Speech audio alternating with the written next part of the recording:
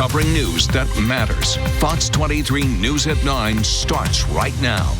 Oklahomans for Equality says a volunteer embezzled more than $130,000 from the nonprofit. Thanks so much for joining us. I'm Shay Razi. And I'm Scott Martin. Sarah has the night off. New at 9, Fox 23's Catherine James is live outside the Dennis R. Neal Equality Center after learning from the nonprofit about how the volunteer was able to steal that money. Shay and Scott, they say that the volunteer was able to take the money over the span of several years, and they say that the money came from the general funds account, which is used for things like keeping the lights on at the Tulsa Equality Center. Oklahomans for Equality says an outside forensic audit discovered a pattern of theft that led back to a volunteer. The suspect was named as a person who had served long-term with us as the volunteer treasurer.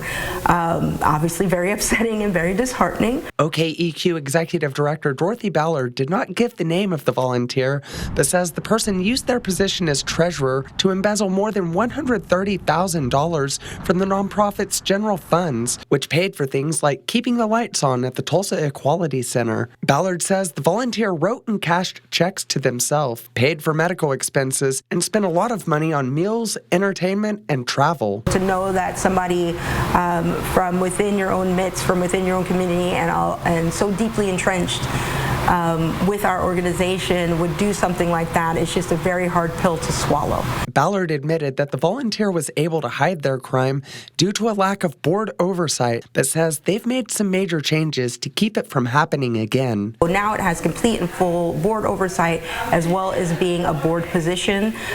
We have formalized processes for all our finances. We have broken out our bank accounts so that everything is very clearly delineated. There are no more issuances of credit cards to any employees, and we have retained a new accounting firm that has been managing our books. Ballard hopes the volunteer's betrayal doesn't erode public trust and support. Please, please, please don't let this be a setback. Please. Our mission is critical. Your involvement and engagement with us is critical. Ballard says the programs they offer were never impacted because that funding was kept in a restricted account. Ballard says the investigation has now been turned over to the Tulsa Police Department. Reporting live in Tulsa, covering news that matters, Catherine James, Fox 23 News.